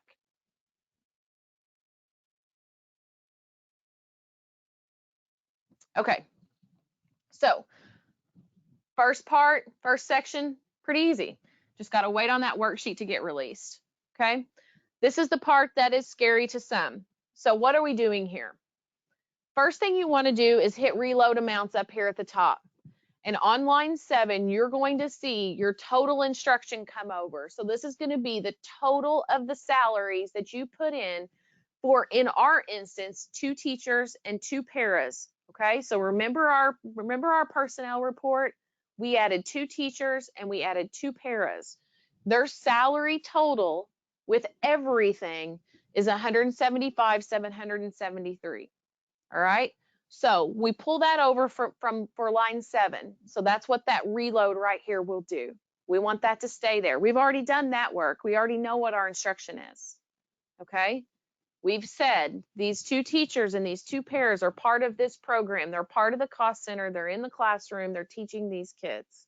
All right. So we leave that alone. But now 8 through 24 is going to be our responsibility to fill in. So how do we do that?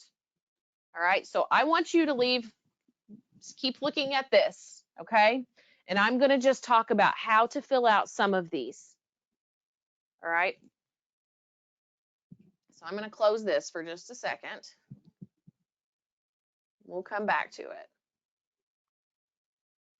So what I'm going to do is I am on ISBE's website, and I'm going to go here in this search bar, and I'm just going to type in AFR.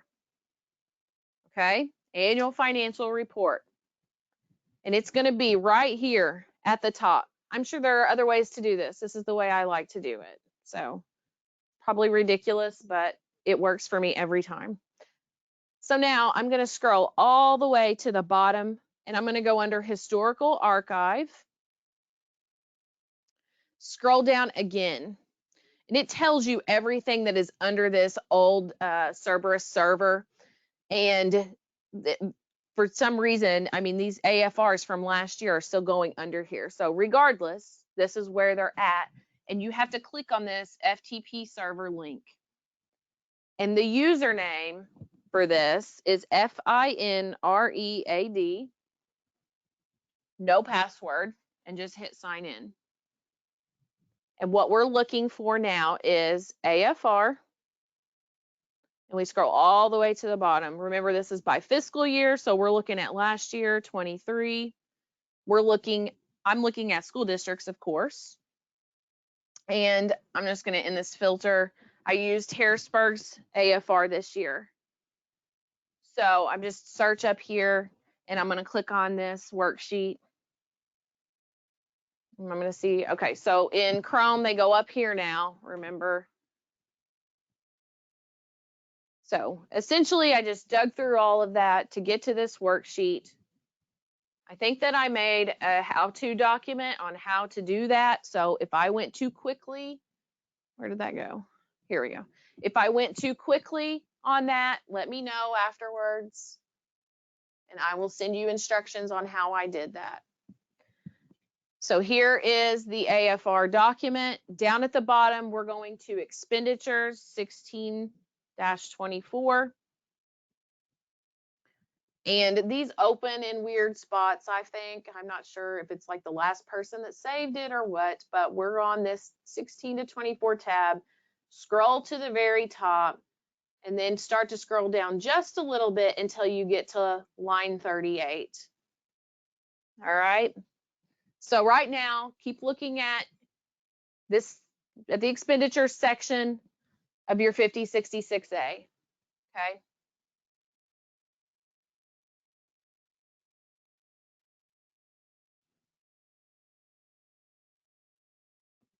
All right. So what we're looking at is going to be down across the left-hand side. You will see the names of the different services and you'll see function numbers. So we have to make sure that these function numbers that we're looking at will align properly to the numbers you see here. So right off the bat, we've got a problem, right? You see 2112 and 2113 right off the bat. Okay, well, if you look in our instructions and if you look in the notes that I have at the bottom of your slide, it will tell you that you can use other for certain expenditures. And so almost every AFR I look at, instead of having 2112 and 2113, they are combined into a 2110. So how do we handle that? Well, we scroll down on our spreadsheet, or I'm sorry, on our worksheet. You're going to see that line 24 is other. You click that other check mark and you type in your function is 2110, and then you type in your dollar amount. Okay, so what dollar amount do you use? And this is where I've kind of run out of space, so I'm going to have to make this a little bit smaller. So as you're looking at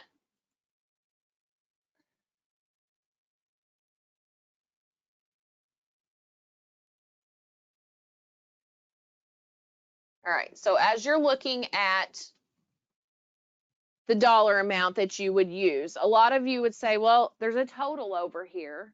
Is that the dollar amount that I use? Our instructions tell us that you can only use the numbers in columns 100, 200, 400, and 600.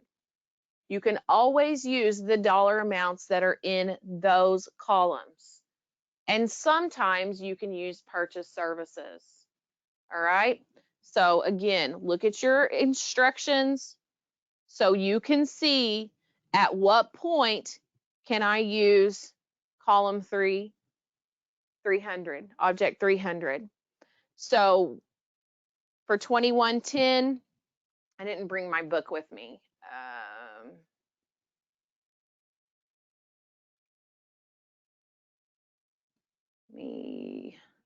Cheryl, if you're on here, will you run me a flip book of the claims, please? One of those flip books that we send out, please. Sorry, guys, I forgot that. Okay, so for 2110, we have to look and see, can we use purchase services? And that would determine whether or not, so that would determine whether or not we can add in this 176,555. And my brain is not working well, but as suspected, you cannot on this number. So what we took is 100 and 200, the object for these columns, we added them together and we put that on the other for 2110. All right, it goes under regular ed, and that is where we type that number in. You have to be sure you hit add other in the system for it to stick and save. We have a lot of people that do that and then it disappears. Be sure you hit the add other button when you're done. All right. So now let's scroll back up. And your next one's going to be guidance services. So what I'm going to do is I'm going to look and I'm going to see, okay, for guidance services, I can only use 100, 200, 400, 600. I can't use 300 here.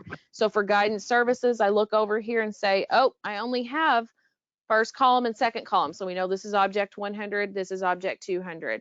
So we go all the way out. You can add them together, or you can go over here and get the yellow total. All right, and so you'll take that number and you will transfer that over to your 5066A. So where do you put it? So always you can put under lines 9, 12, 13, and 18. So 9, 12, 13, and 18, you can always put your dollar amounts from here in the special ed column. Everything else will go in the second column, the regular ed column. So 9, 12, 13, and 18. All right. That's going to be in your instructions. It's going to be in the instructions you have in front of you. If you have one of these, very handy.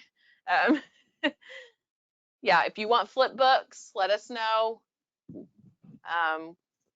We can send these out. We sent them out for approvals not long ago. We had some requests for those. So if you want these, please let us know. If you need a claims packet, I was going to mention that at the end, but if you need a claims packet, please let us know.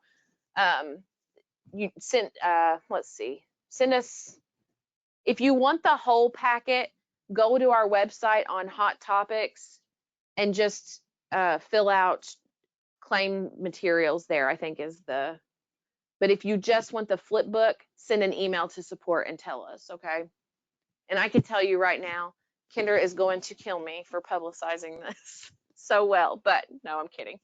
She makes these and they are awesome, but they are really time consuming. She has the paper cutter out from 1901 and everything. So, but they are super cool. Okay, so you just continue to work down through these functions, and whatever you see on your cost sheet, you're going to try to find here. All right, and you keep doing that. Now, when you get down further on to the third part, so that third page, when you get to operation and maintenance, what I do is I will come into this same spreadsheet. You don't ever move out of this worksheet, but what I will do is I will come in here and I will just put my cursor somewhere and I hit Control F. Okay, and 2540 has multiple entries.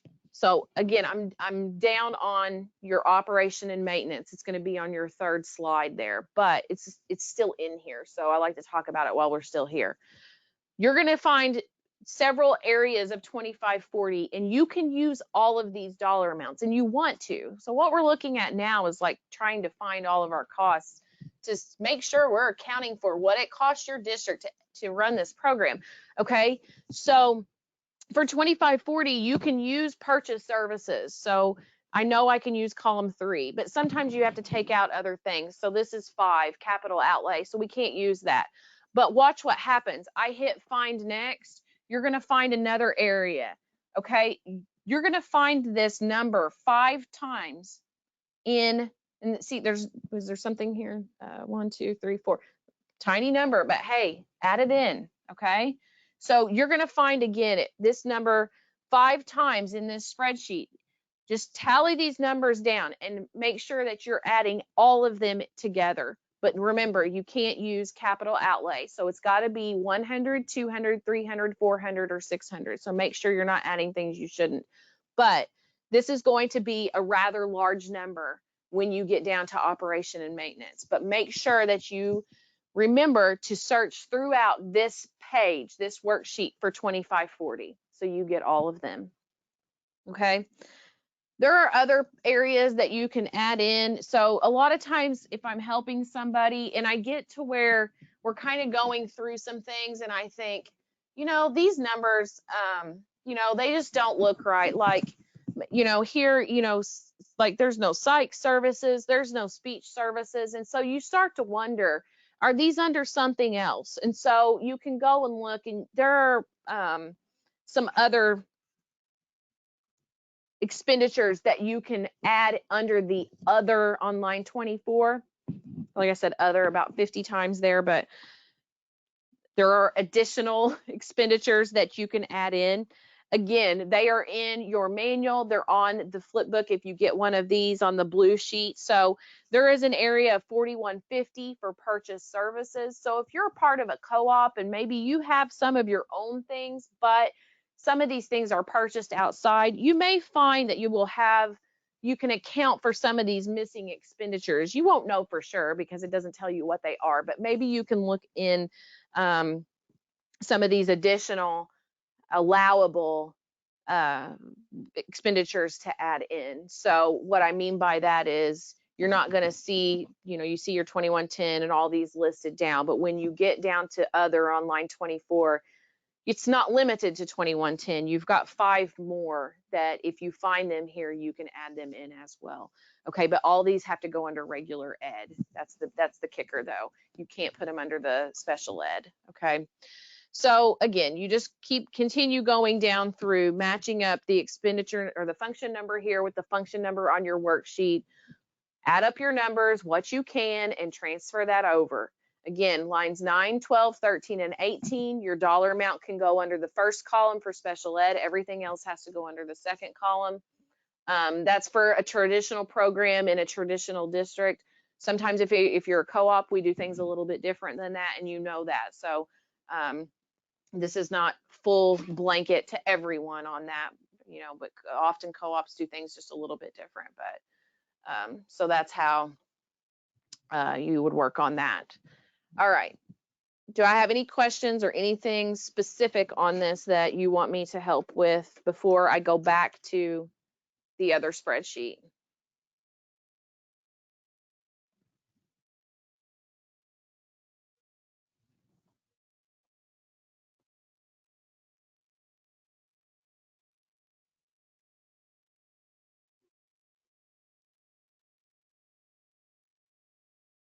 Okay.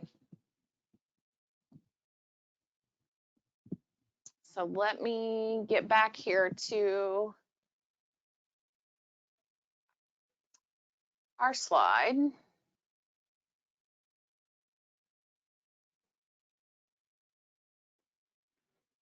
Okay, so again, just as a visual, what I was talking about is the first column can only hold specific numbers, line 9, 12, 13, and 18. Everything else has to go in this column.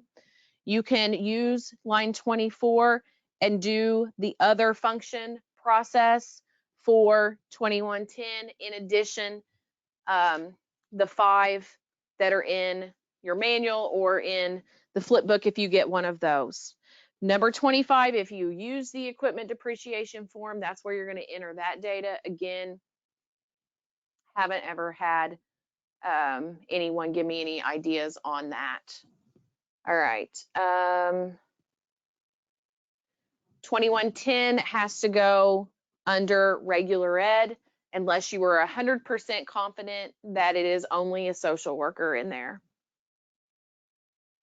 I've had that happen. So I was working with somebody not long ago where they used a 2110 and combined these two, and it was literally a $43,000 salary for the social worker, and they were absolutely positive that's all it was. So I did let them put it in special ed.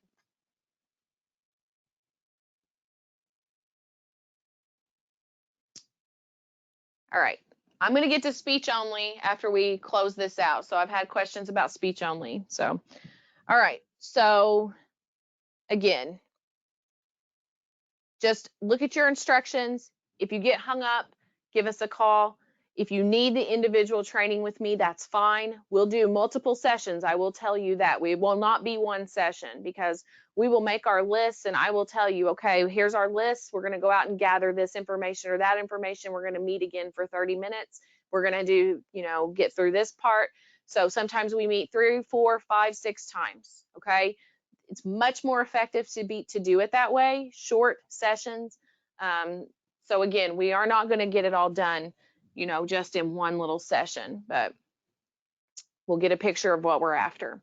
So 2540 expenditures, this is the one where I said go through and search for all of those, add them together and put them in. 27, hit reload. That's going to tell you number of district-owned classrooms. That's in the spreadsheet that has the per caps in it. Then it's going to give you the cost per classroom on its own. For 29, the number of district-owned classrooms used in this program, that is going to be the number of teachers that you put on the P5066B. Remember, we added 2 teachers and 2 paras, so we put 2 here. If your district owns the property where the program is located, leave it to the default. If for some reason you rent it, you change it to rent and type in the rent. And then for line 31, if you have anything that you have purchased for this program that we have not accounted for above, I don't have an example, but if you have anything like that, you need to have documentation and you can put that dollar amount here. All right, so we have just finished putting in everything it costs us to run the program. The instruction, the expenditures, the supplies, everything that we can think of, okay? Now,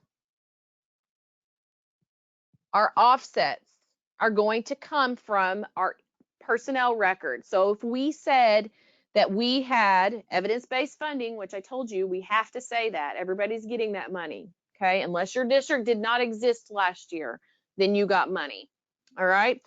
Your federal offsets, this was if you put in local salary and then put in some came from federal and then some came from other state and federal. We're bringing that over. So these are receipts. So we're saying these were local costs to the district, but we did get some help with these salaries from above, okay, from reimbursement or any federal or state funding. So we have to take that out and back it out. So then it takes our expenditures and subtracts our offsets here, and then it divides that by line 1. So what this means is it costs $24,833 to educate one child that was in this program with a 1.0 FTE, so full-time, a 1.0 ADE, which means they every day of the year, okay, every day on the calendar, and they were 100% special ed. So the maximum amount it could cost for a child to be in this program is the $24,833. Okay? So we are very close to the number that we've been looking for. Where in the beginning of the session, I talked about, well, you can do manual or calendar method if someone tells you this number. What we just did was figured out the number because we didn't know it. All right. So what you'll have next is going to be looking at your individual reports. But what you need to do before that is save your 5066A, and in the middle of your program definition, you'll see this Recalc Program button. Click on that, and it's going to reach out, and all that code is going to go to those claim records that we looked at earlier, and it's going to fill in those gray fields for you.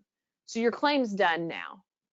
As long as you put any individual costs over there on that claim record, it's done. So if you want to look at your statement or your receipt of your process, that's where you're going to run your 5066C. Okay, so it's in your packet. It's for this program. It matches up with everything that we've already gone over.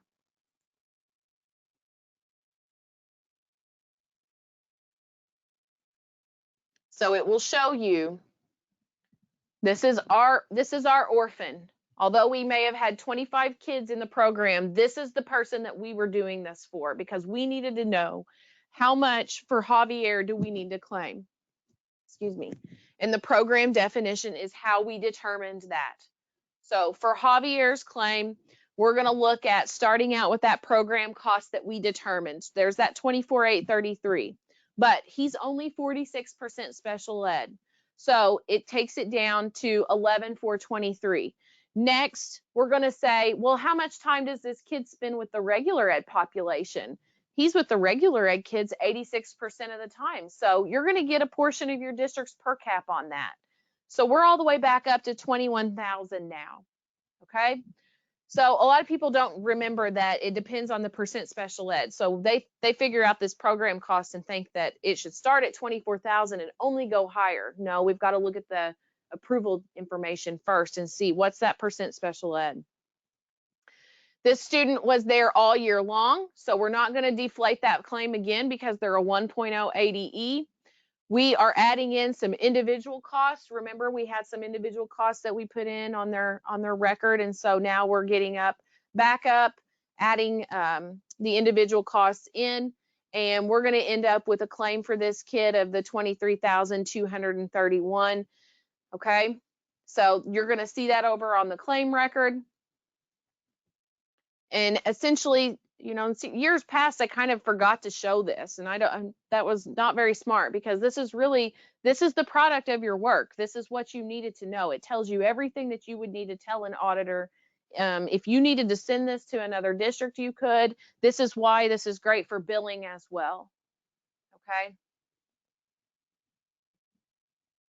All right. So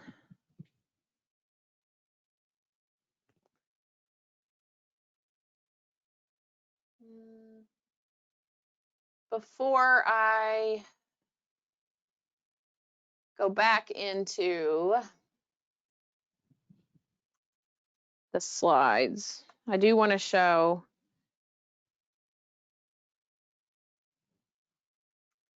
well, that's great. I can't even get to my own website. Impressive, right? It's my fault though. Okay. If you have students, I've had a lot of questions about this, and so I don't want to forget. So if you have students that are speech only, it is not worth it to take the time to do a program. First of all, they really don't work out correctly because of how many kids a speech teacher sees. But speech only kids are probably not going to cost very much.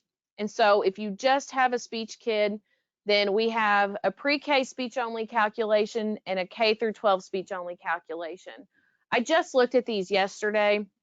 Everything's accurate with them. They've been the same way for a while, but I did notice I need to update my years on those documents. So ignore the years, but the information is correct. So if you have speech only kids, K through 12 is a little bit different than pre-K. So this is where you can look at those calculations, and this, of course, would bypass doing the program. So it's not going to be worth your while, and it's really I don't know how people do a speech only program honestly and do it accurately, because again, it's so hard to get all those kids and do that properly. But if you need speech only, they're here. So that was on our homepage.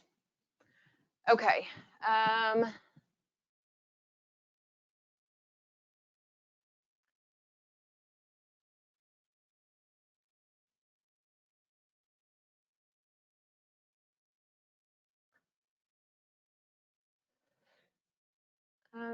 trying to find. Okay, the student is resourced. You do the same things. It doesn't change the process. And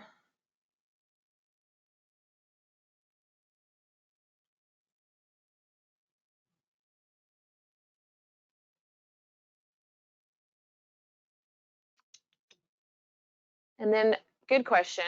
If the student was only an orphan for the first semester of the year, do you still use the total AFR amounts? Yes. The system is smart enough to know how long. They'll look at the student's ADE. Okay. So the system's smart enough to do that on its own. That's why it's nice. You don't have to worry about that. Okay. My cursor keeps disappearing.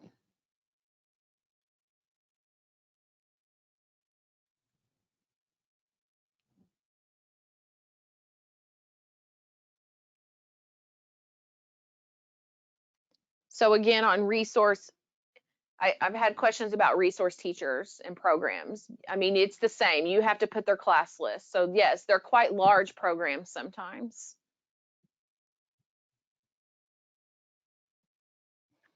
Okay, so besides the 5066C, we do have reimbursement reports that revolve around the actual snapshot of the data to ISB. And so under your student application reports, you're going to find reimbursement and claim reports. And so you're going to see here, you've got Fund B, Fund D, E, and F.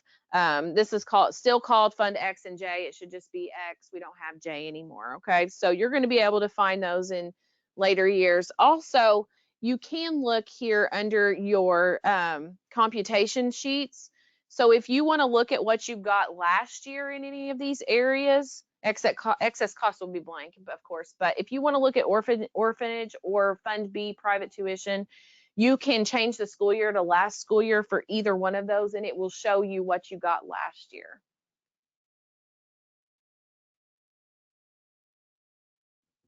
Okay, I've got another question. So the speech only, I showed the worksheets with the instructions on our website, and then you use a manual or calendar method for speech only kids.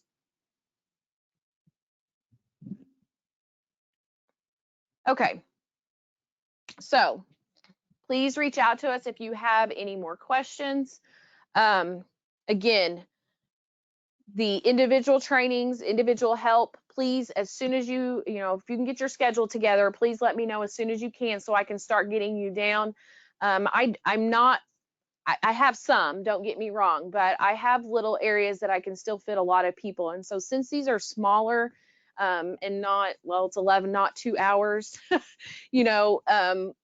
it's easy. Those are easier to schedule. So if you have times that you want to present to me, just let me know as soon as I respond, and I'll try to get through those today and get back to you, and we'll get those set up. So remember that, yes, I know that June 14th is important. We want you to have everything done by then, but we know it's not always the reality. So even if I start to fill up and I can't get to you until later, we've got through July 31st, although we all hate relying on that correction period. But I'll do the best I can. Like I said, May's pretty open besides the webinars, and I have a handful of trainings already. So just be sure that you get to me as soon as you can on those. And then I think there was one thing I was going to mention and I've almost forgot. Oh, if you want packets, please let us know if you want a claims packet with the full training and some other things, the slides and the flip book and all those good things. If you just want the flip book, send us an email. If you want the full packet, please go under hot topics and do that. Want customized, there's a place just for claims packets there that you can check mark. Okay, so other than that, I don't have any questions right now. I will wait just a minute, but I know we're in 2 hours, so I do want to let you guys get going if you need to.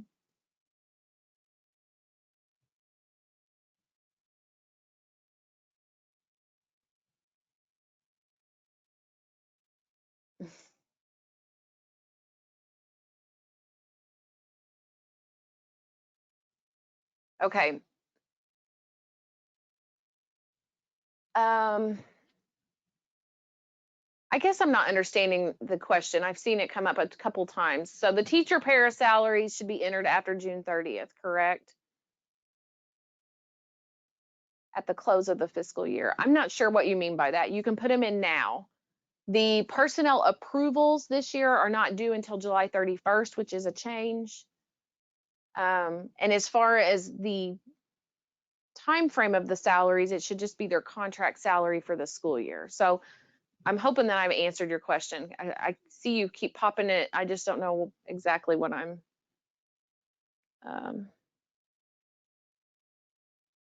Just let me know if I'm not answering it. All right, when selecting a term, when do I use both? That's if they're going to go to regular and summer term. You can't do that on orphans. You have to have separate approval records, one for regular and one for summer for orphans. Okay, all right. So she's getting a report from payroll after June 30th. That's fine. Yeah, I understand. course, that's going to cut you into, you know, the correction period. And that's, I mean, I think everybody has to utilize it now because that, ever since they moved the orphanage claim from July to June, it just made it almost impossible for them to get done.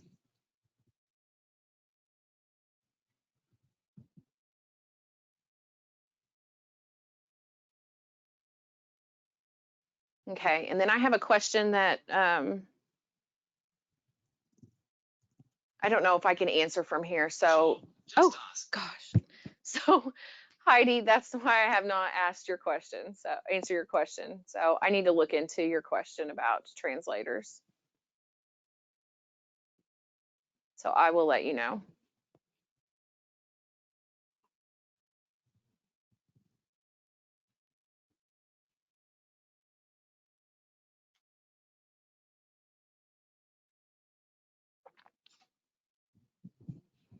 I didn't think there was any place for the translators in personnel anymore. I thought that they had taken all of that out. So that's where I was a little confused.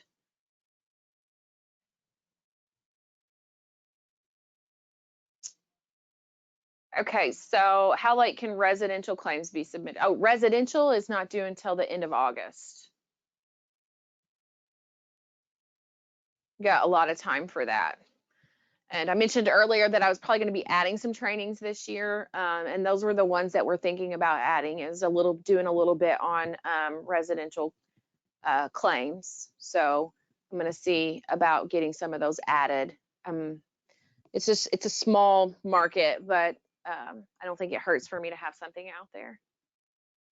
Okay, well, if you need help in the meantime, please let us know. We're happy to help. And also that same thing that I said earlier about today is the Purchase Care Review Board meeting for the month of May. So I would check back tomorrow and see if it's changed yet. And if it hasn't, then please send us an email and tell us the facility number and tell us it's residential and that and the facility number. And then we can get it on our radar, make sure that we're watching it. We want, even though there's maybe not be anything we can do immediately, we want to have these on our radar right now so we know which ones are a problem, because they, you know, won't go away. The per caps we're expecting on the 14th, I think. That's the last thing I saw. I hate to tell a date when it's something we can't control, but that's the last I saw was May 14th.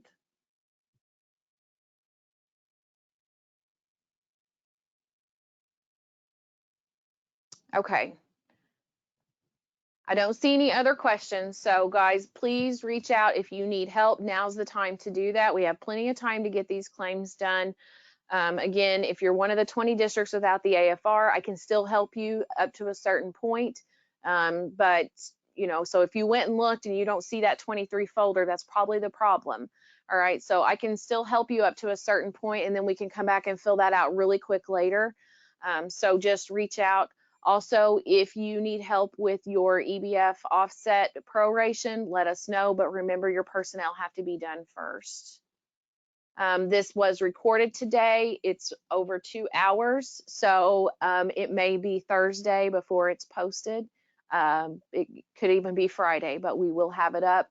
And then we will, of course, put in our news briefing to show the recording as well in case you forget. So, but we will have it up as soon as we can. So I want to thank you guys for being so patient.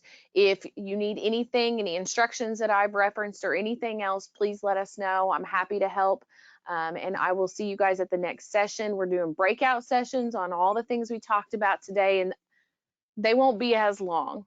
That's all I can promise. So again, thank you guys, and I hope you have a good week. Bye-bye.